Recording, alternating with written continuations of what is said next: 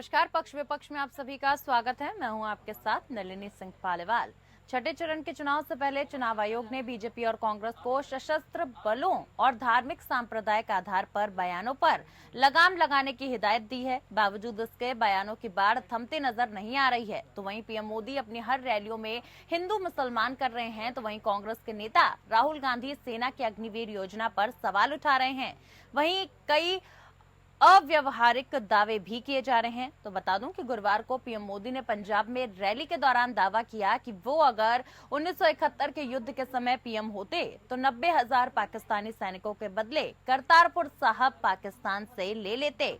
तो पीएम मोदी और अमित शाह समेत बीजेपी के कई बड़े नेता पीओके को लेकर वापस लेने का दावा कर रहे हैं। ऐसे में विपक्ष इन दावों पर तंज कस रहा है। बयान के बदले बयान लगातार जारी रहा है। ऐसे में सवाल यही है कि इन बयान बहादुरों का कब लगाम लगेगी, इसी पर आज चर्चा करेंगे। लेकिन उससे पहले पेश है एक रिपोर्ट।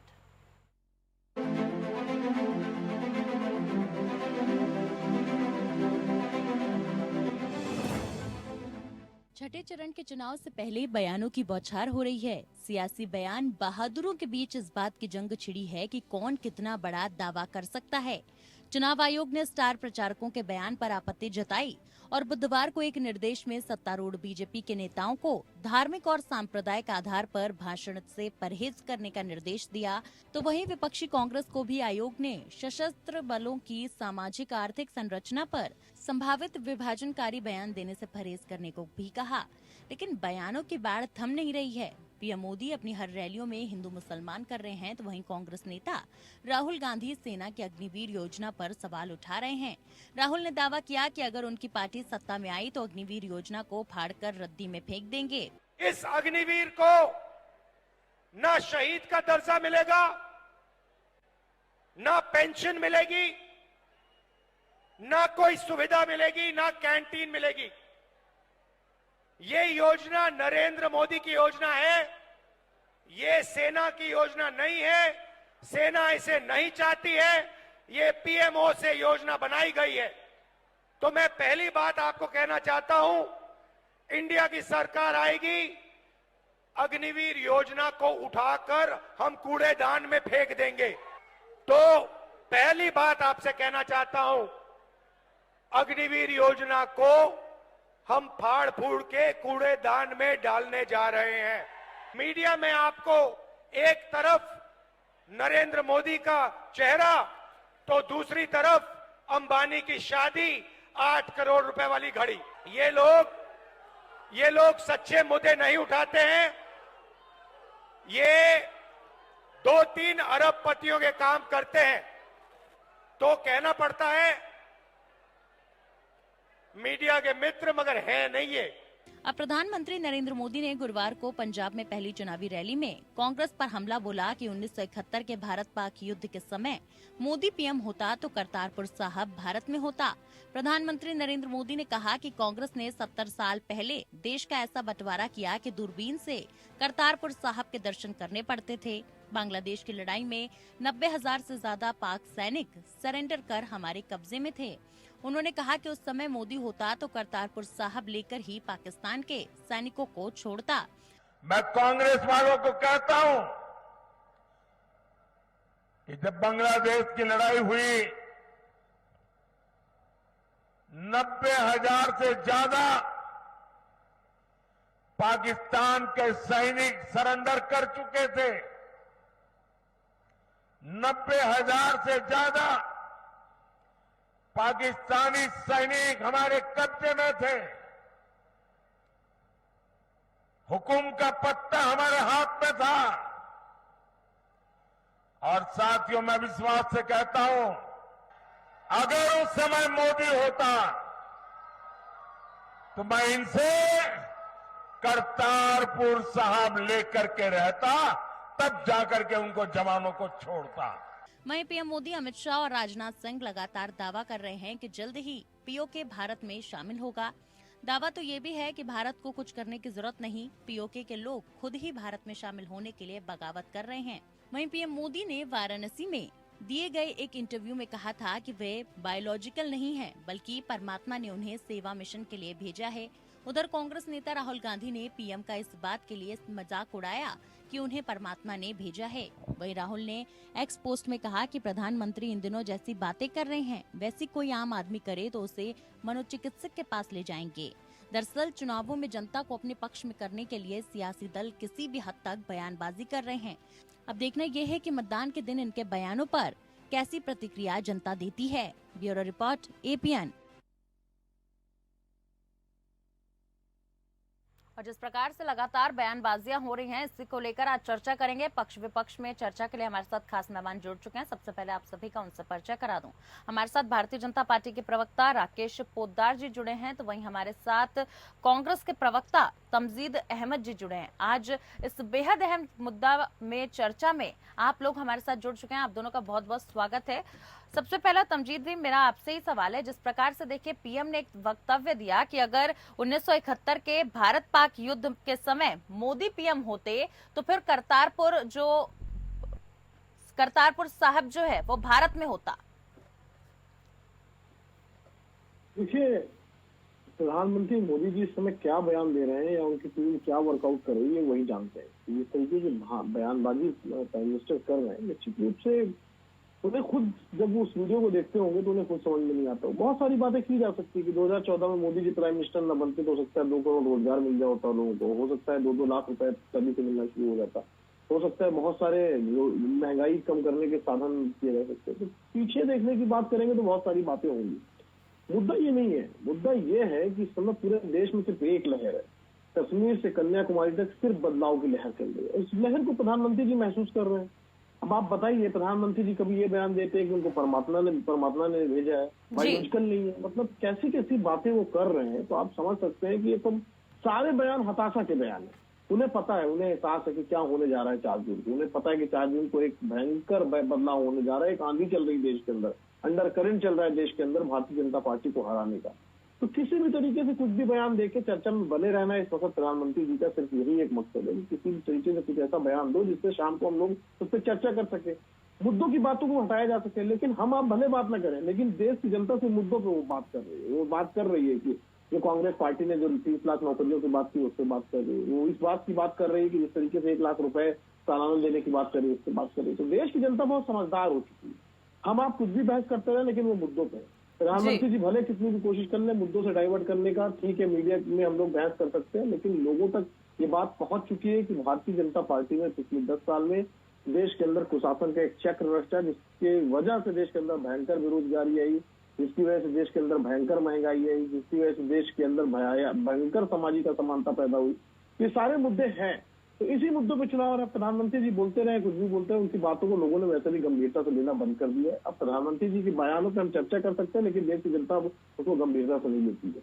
राकेश पोद्दार जी, देखिए तमजीद जी कह रहे हैं कि मुद्दों की बात भारतीय जनता पार्टी अब नहीं करती है, सिर्फ जनता को बहलाने फुसलाने की बात की जाती है, मुद्दों से इतर सारी बातें की जाती हैं।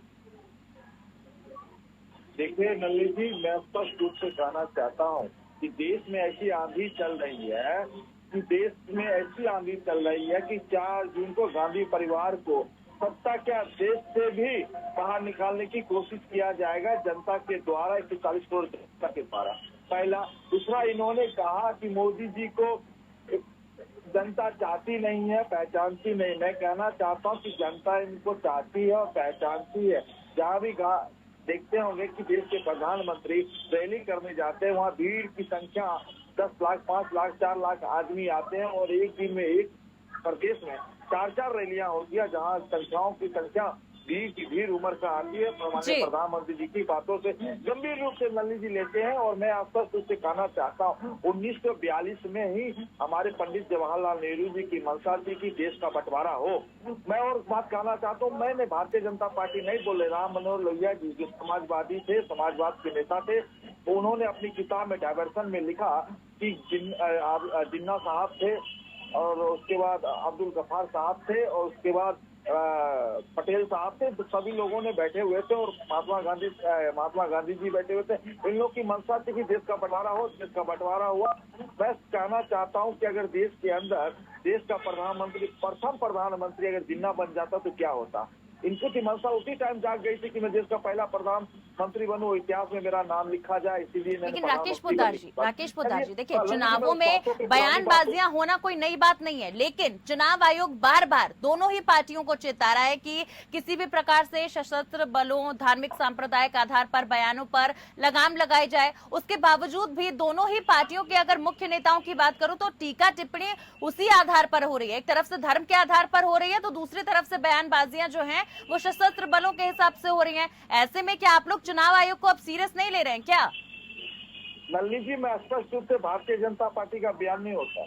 आप हमेशा देख सकते हैं, मुझे समय चाहिए, मैं 1 मिनट में आपको क्लियर बता देता हूँ कि पहला चुनाव आने से पहले हमारे बिहार के मुख्यमंत्री लालू प्रसाद यादव जी, पूर्व मुख्यमंत्री लालू प्रसाद यादव जी के अंदर क्या कहते हैं कि मोदी जी की सनातन नहीं है, उनका कोई परिवार नहीं होता। प्रेम पित्रोदा जी क्या कहते हैं, पूरा भारत के लोग चाइनीज दिखते हैं, उत्तर भारत के लोग अमेरिकन दिखते हैं, और उसके बाद पश्चिम भारत के लोग अरबी दिखते हैं। तो बयान तो इन्हीं का होता है। फिर ये कहते हैं बहुसंख्यक, राहुल गांधी खुद कहते हैं बहुसंख्यक से लेकर अल्पसंख्यक को दिया जाता है। और मैं कहना चाहता हूँ हमारे पूर्व प्रधानमंत्री मनमोहन सिंह पोद्दार जी, राकेश जी, आप मतलब ये कह रहे हैं कि भारतीय जनता पार्टी धर्म के आधार पर कोई टिप्पणियां नहीं करती है, तो फिर प्रधानमंत्री ने ये बयान कैसे दे दिया कि कांग्रेस जो है वो सनातन विरोधी है? काशी मथुरा का जिक्र, राम मंदिर का जिक्र आखिर क्यों होता है सर? नलिनी जी, मैं स्पष्ट रूप से थोड़ा सा समय दीजिए, मैं क्लियर कर देता हूँ। आपने प्रश्न बहुत अच्छा पूछा, मैं आपके चैनल के माध्यम से जनता को बताना चाहता हूँ। बिल्कुल सर। इन लोगों का दयानिधि मारन सनातन को गाली देते हैं और कहते हैं कि उत्तर भारत के लोग हमारे यहाँ तमिलनाडु में आके शौचालय साफ करने की बात करते हैं। भारतीय जनता पार्टी नहीं करती। कर्तव्य बनता है नलिनी जी, अगर मैं गलत करूंगा तो आपका कर्तव्य बनता है, आप हमसे प्रश्न पूछते हैं ना, पूछते हैं तो मैं जवाब देता हूँ। सत्ता पक्ष पे पूछते हैं तो मैं जवाब देता हूँ। इसी देश का प्रधानमंत्री राहुल गांधी जी ने कल सैनिकों पे जो बोला, सैनिक को बोलना चाहिए, नहीं बोलना चाहिए। सैनिक पे की बात करेंगे, कभी धर्म की बात करेंगे, तो देश के प्रधानमंत्री 140 करोड़ जनता का सभी ने सभी प्रश्नों का जवाब देना पड़ता है, इसलिए जवाब देते हैं। हम तो कहते हैं भैया विकास की बात करो इस देश के अंदर। हम तो कहते हैं हमारे संकल्प पत्र में, और माननीय प्रधानमंत्री जी ने कहा हमसे विकास की बात करो। हम तीसरी अर्थव्यवस्था बनाने की बात करते हैं, हम देश को सशक्तिकरण की बात करते हैं, हम देश को कहते हैं कि 2047 में सोने की चिड़िया में सोने का मुकुट लाने की बात करते हैं। हम तो बिजली फ्री देने की बात करते हैं। 70 वर्ष बुजुर्गों के लिए स्वास्थ्य की चिंता हम लोग करते हैं कि उनका स्वास्थ्य की चिंता हम करेंगे। हम तो 2 करोड़ घर बनाने की बात करते हैं। जो सड़कें बन रही थी उस सड़कों को 35 किलोमीटर प्रतिदिन सड़क बनाने की बात करते हैं। हम तो कहते हैं और हम तो हमेशा विकास की बात करते हैं। हम तो आज भी अपने नहीं सर, विकास की बात तो होती है, लेकिन हिंदू मुसलमान की बात भी तो होती है ना रैलियों में। भारतीय जनता पार्टी की रैलियों में हिंदू मुसलमान की भी बातें होती हैं, और क्यों होती हैं? बार बार चुनाव आयोग चेता रहा है। बहरहाल कांग्रेस से भी हमारे साथी तमजीद अहमद हमारे साथ बने हुए। तमजीद जी, मेरा सवाल आपसे यही है कि कांग्रेस पार्टी को भी बार बार चेताया गया चुनाव आयोग की तरफ से, उसके बावजूद कांग्रेस पार्टी भी बाज नहीं आ रही है। राहुल गांधी भी लगातार अग्निवीर को फाड़ के फेंक देंगे, कूड़े में फेंक देंगे, इस तरीके की बातें कर रहे हैं। क्या आप लोग चुनाव आयोग को अब सीरियस नहीं ले रहे हैं क्या? नहीं, बात ये है कुल मिला के कि देश के अंदर अग्निवीर एक बेहद गंभीर मुद्दा बन चुका है। क्यों नहीं हटाएंगे भाई अग्निवीर योजना को? जैसे ही हम सरकार में आएंगे हम तुरंत इस योजना को हटा देंगे। इसमें क्या राहुल जी ने गलत कहा? अब देश में 22 साल का युवक रिटायर होकर घर चला जाएगा और देश में 70 साल के मोदी जी प्रधानमंत्री के लिए तीसरा कार्यकाल मांगेंगे। ये कैसी मतलब, ये कैसी असमानता इस देश के अंदर भारतीय जनता पार्टी पैदा करना चाह रही भाई? अगर 22 साल में, क्या आप इस चीज की पक्ष में नंदी जी कि 22 साल का युवक रिटायर होकर घर चला आए? 4 साल का तो हम इस चीज को देश की जनता के सामने स्पष्ट रूप से रख रहे हैं और रखते रहेंगे। पूरे चुनाव में हमने इस बात को दोहराया है कि कांग्रेस पार्टी का स्पष्ट विचार है कि जिस दिन हम सत्ता में आए अग्निवीर योजना को हम खत्म कर देंगे, और निश्चित रूप से जिस तरीके की सेना की भर्ती का जो वास्तविक स्ट्रक्चर था उसको हम फिर से फॉलो करना शुरू कर देंगे। तो इसमें क्या गलत, कहाँ से गलत है भाई? नहीं, लेकिन चुनाव आयोग कह रहा है ना कि चुनावों का मुद्दा नहीं है ना सर। सशस्त्र बलों को लेकर आप इस प्रकार की टीका टिप्पणी चुनावों में नहीं कह सकते। साफ तौर पर चुनाव आयोग ने ये बात कही है। ठीक है, चुनाव आयोग उनका इस पूरे इलेक्शन की प्रक्रिया में ठीक है, उनका अपना कहना है, लेकिन हमारा तो स्पष्ट मानना है भाई कि अग्निवीर योजना को हम हटा देंगे। चुनाव आयोग क्या कह रहा है उसका अपना नहीं, आप ये नहीं कह रहे ना कि सर आप आएंगे सत्ता में तो आप हटा देंगे। आप तो ये कह रहे हैं कि फाड़ के फेंक देंगे, कूड़ेदान में फेंक देंगे, तिरंगे को लेकर बात करेंगे, लोकतंत्र खतरे में, इस प्रकार की बातें करेंगे। मुद्दों की बात आप लोग भी नहीं कर रहे हैं सर, अगर भारतीय जनता पार्टी नहीं कर रही है तो। बिल्कुल नलिनी जी, हम लोग मुद्दों पे चुनाव लड़ रहे हैं और मुद्दों की बात कर रहे हैं। ठीक है, हमारे शब्द को आप मत देखिए, लेकिन हमारा भाव बिल्कुल स्पष्ट है। नहीं तो आप ये कह रहे हैं कि चुनावी भाषणों में शब्दों की गरिमा बरकरार नहीं रहनी चाहिए क्या सर? 10 सेकंड दीजिए नलिनी जी, जी, मैं जी, एकदम जी। स्पष्ट कह दे रहा हूँ कि कांग्रेस पार्टी का बिल्कुल स्पष्ट विचार है। भारतीय जनता पार्टी ने जिस तरीके से इस देश के युवाओं के साथ अन्याय किया है, उस अन्याय के जो स्कीम है उसका नाम अग्निवीर है। उस अग्निवीर को हम लोग आते ही सत्ता में इस अग्निवीर योजना को खत्म कर देंगे, इस अग्निवीर योजना को बंद कर देंगे और युवाओं को जो है जिस तरह से सेना में भर्ती होती थी उस सेना में भर्ती करने का स्ट्रक्चर फॉलो करेंगे। ठीक है, कहने का तरीका दूसरा हो सकता है, लेकिन विचार एकदम स्पष्ट मैं आपके सामने कह देता हूँ। एक बेहद गंभीर बात अभी पोद्दार जी ने की, मेरे को बहुत गंभीर आपत्ति है और जो इस चैनल को देख रहा होगा उसको गंभीर आपत्ति होगी। अभी मैंने जी। क्या बोला कि जिन्ना जी प्रधानमंत्री बन जाते इस देश के। नेहरू जी का विरोध करते करते आप जिन्ना जी को प्रधानमंत्री बनाने लगे। आज ये आप कहने लगे जिन्ना को प्रधानमंत्री बनाने की बात करने लगे आप आज चैनल पर बैठ के। जिन्ना प्रधानमंत्री बन जाते तो क्या दिक्कत हो जाती? अब आपका एक बार फिर से जिन्ना प्रधान एक बार खुल के सामने आ गया है कि आडवाणी जिस समय गए थे जिन्ना की मजार पे चादर चढ़ाई थी, आज एक बार फिर से आपने इस देश को कलंकित करने का काम किया कि जिन्ना को आप बोल रहे नहीं प्रधानमंत्री बन जाते। नेहरू जी का विरोध करते करते आप जिन्ना को प्रधानमंत्री बनाने लगे। ये भारतीय जनता पार्टी का विचार, ये देश को जोड़ने का विचार आपका। तो दार्जी माफी मांगनी चाहिए आपको इस डिबेट में बैठ के। किस तरीके से आप जिन्ना को प्रधानमंत्री बनाने की वकालत कर सकते हैं? आपको यहाँ ठीक है, ठीक है, तमजीद जी सुन लीजिए, तमजीद जी जवाब सुन लीजिए। राकेश पोद्दार जी, नहीं, पहले इनसे माफी मंगवाइए। आप कैसे इतनी बड़ी बात ये कह सकते हैं? और डायवर्सन के किताब राम मनोहर लोहिया जी ने लिखा है कि जिन्ना को प्रधानमंत्री बनाने की क्षमता थी, जवाहरलाल नेहरू जी ने प्रथम प्रधानमंत्री बन गए। मैं कहना चाहता हूँ दुर्भाग्य इस बात का है। आप दुर्भाग्य नहीं तो आपका क्या मत है भाई? आपका क्या मत है? आप जिन्ना को प्रधानमंत्री बनाना चाहते थे? आरएसएस का यह मत था? आपको देश से माफी मांगनी चाहिए बैठ के। देश की माफी आप मेरे सुन लीजिए। आपको देश से माफी मांगनी चाहिए यहाँ पे बैठ के सबसे पहले और अपने बातों को वापस ठीक है, लेना चाहिए। तमजीद जी बात तो सुनिए उनकी, वो कहना क्या चाह रहे हैं तो सुन लीजिए ना। राकेश पोद्दार जी अपनी बात पूरी कीजिए। जिन्ना को प्रधानमंत्री बनाना चाहते थे हम, अरे भाई स्पष्ट करें। और क्या कहें, आप किस तरह से कहें इस बात को? ये भारतीय जनता पार्टी का जिन्ना प्रेम एक बार फिर से निकल के सामने आ गया। अरे सुनो तो सही, पहले क्या बोलना चाहते हो? ठीक है, तमजीद जी बात पूरी होने देते, इस प्रकार से किसी की आवाज नहीं आएगी, समझिए। देश से माफी मांगी अपने बयान के लिए। सुन लिया है पूरा देश ने आपको। पूरा देश ने सुन लिया, माफी आप मांगे। इटली से आए ईरानी को प्रधानमंत्री बना रहे थे। देश का संविधान नहीं कहता है। पूरे देश से माफी मांगनी चाहिए आपको। जिन्ना को प्रधानमंत्री आप बनाना चाह रहे हैं, बताइए। अरे हमने क्यों माफी मांगेगा? माफी तो आप मांगे। आपकी मंशा थी कि देश को बंटवारा 1942 में राम मनोहर लोहिया जी की किताब यहाँ बैठ के आप बताएंगे कि जिन्ना को प्रधानमंत्री बनाना चाहिए और हम लोग सुनेंगे इस बात को। का बंटवारा किया। अरे सुनो 1972 ठीक है, तमजीद जी यहाँ एक और सवाल है। जिस प्रकार से बयानबाजी आ रही है उसको लेकर एक और बयान मैं यहाँ उठाना चाहूंगी कि लगातार भारतीय जनता पार्टी के नेताओं का ये कहना है कि भाजपा की सरकार आतंकियों को घर में घुसकर मारती है, लेकिन जब आतंकी मरते हैं, आतंकियों का एनकाउंटर होता है तो इंडिया गठबंधन वाले आंसू बहाते हैं। क्या आंसू बहाते हैं? आपको इतिहास भूल गई क्या नलिनी जी? आप 1971 में हमने देश को पाकिस्तान के 2 टुकड़े कर दिए थे। हम इनकी तरह बैठ के यहाँ पे बोल बचन नहीं करते कि आप जिन्ना की वकालत कर रहे हैं बैठ के चैनल के अंदर और अभी तक माफी नहीं मांगी है। ये सब जानता है, ये सब जानता है। 1971 भूला नहीं है कि इंदिरा गांधी जी ने पाकिस्तान के 2 टुकड़े कर दिए थे। नलिनी जी आप और आज ये बैठ के यहाँ पे जिन्ना की वकालत कर रहे हैं, बैठ के बताइए कितना बड़ा राकेश पोद्दार जी क्या भारतीय जनता पार्टी इंडिया गठबंधन के एकजुट होने से कहीं ना कहीं डगमगा रही है, इसीलिए भारतीय जनता पार्टी को अनर्गल बयानबाजी करने की जरूरत पड़ रही है? जिन्ना प्रेम इनका फिर से निकल के सामने आ गया। वही हालत इनकी होने जा रही है जिस समय आडवाणी जी ने वहां पे जाके मजार में चादर चढ़ाई थी, वही हाल भारतीय जनता पार्टी का फिर से होने जा रहा है। जिन्ना के लिए जिस तरीके का बयान इन्होंने दिया, इनको माफी मांगनी चाहिए इस समय देश से। राकेश पोद्दार जी जवाब दीजिए।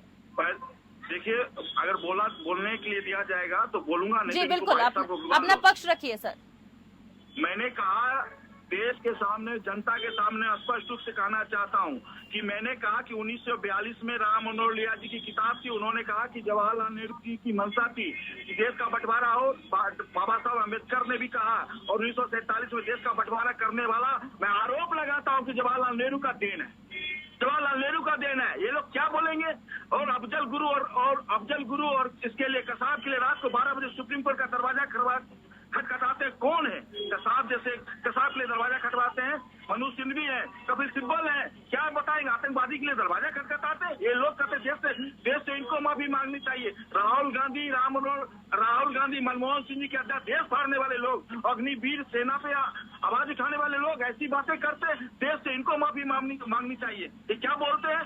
और मैं कहना चाहता हूँ, अग्निवीर के भी बच्चे होते हैं, 22 साल में रिटायर होते हैं। 22 साल में रिटायर होने के बाद उसको 24 लाख रुपया मिलता है। क्या 22 साल के बच्चा रिटायर हो जाएगा? 22 साल का बच्चा अपना आत्मनिर्भर होगा, देश के लिए काम करेगा, ये आगे बढ़ेगा, उसके लिए उसके बाद उसके पास। लेकिन पोद्दार जी, बात वही है, अगर योजनाएं आपके द्वारा चलाई गई योजनाएं इतनी अच्छी हैं, तो अपनी योजनाओं का दमखम आप लोग रैलियों में क्यों नहीं भर रहे हैं? क्यों आप लोगों को रैलियों में बार बार श्री राम का उद्घोष करना पड़ रहा है? क्यों आपको बार बार ये बताना पड़ रहा है कि हम आएंगे तो मंदिर बनवाएंगे? देखिए, हमने विकास के साथ हमारा राजनीति, हमारा मनोफेस्टो, मैं हमेशा कह रहा हूं कि हम लोग जो है, हमारा राजनीति और धर्म, पति और पत्नी का रिश्ता है, हम इसको तो लेके चलेंगे। आज भी करें, प्राण प्रतिष्ठा करेंगे, मानव का कैसे उत्थान उसकी बात करते हैं, हम पर्यावरण की बात करते हैं, पशु पक्षी की बात करते हैं। संकल्प पत्र में मेरा लिखा हुआ, हम तो सब लोगों के लिए काम करना चाहते हैं। ये कहते हैं, हमको कहते हैं, इनसे तो पूछना चाहता हूँ कि आप तो इटली से आओ। हम देखिए, मैं स्पष्ट रूप से कहना चाहता हूँ कि हमारे देश का संविधान और इटली का संविधान कहता है कि कोई भी संवैधानिक पद पर इटली से आके भारत में नहीं संवैधानिक पद उसी संविधान को बदलने के बाद गठबंधन के साथी कहते हैं, उसी संविधान को बदलने के बाद इंडिया गठबंधन कहती है कि अगर भारतीय जनता पार्टी 400 पार कर गई तो देश का संविधान बदल देगी जल्दी से। सर ललित जी, किसी की औकात नहीं है देश के अंदर संविधान बदलने की। बाबा साहब अम्बेडकर भी धरती पे आ जाएंगे तो संविधान में छेड़छाड़ नहीं होगा। मैं कह रहा हूँ, ये कांग्रेस की देन है। बाबा साहब अम्बेडकर की संविधान को छोटी सी किताब लेके जनता के बीच में जाते हैं। 370 जैसे मुद्दे पे हम लोगों ने खत्म किया। ये क्या कहते हैं 370 पे कि 370 आएंगे हम खत्म कर देंगे?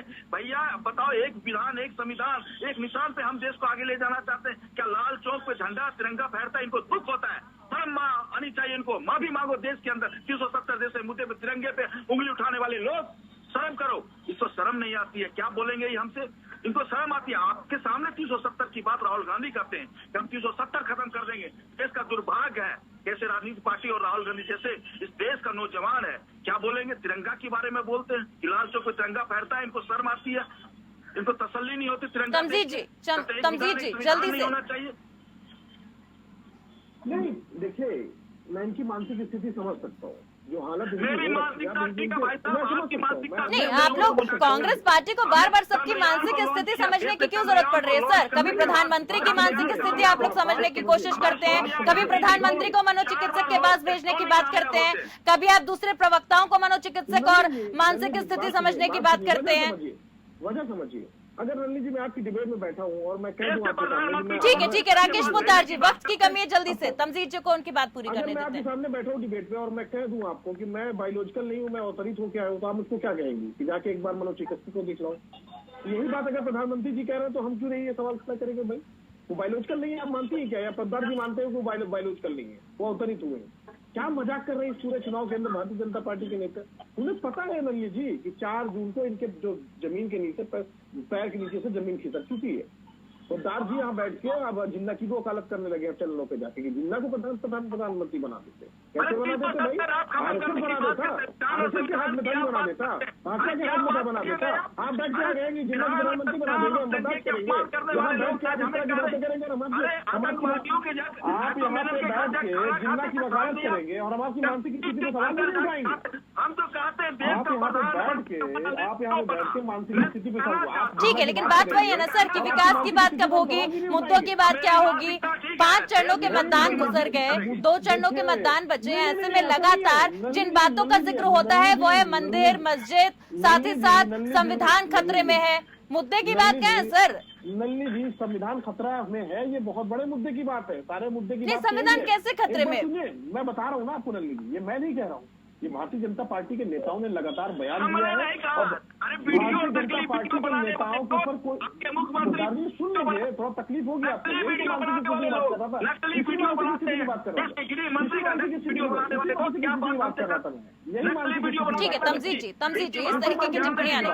बहरहाल ये तो आने वाला वक्त बताएगा ना कि जनता को आप लोगों की इस प्रकार की टीका टिप्पणी पसंद आ रही है कि नहीं, क्योंकि मुद्दे तो आप लोग दे नहीं रहे, बयानबाजियां अनर्गल हो रही हैं। आप दोनों का बहुत बहुत शुक्रिया हमारे साथ जुड़कर एक अहम चर्चा में बातचीत करने के लिए, धन्यवाद।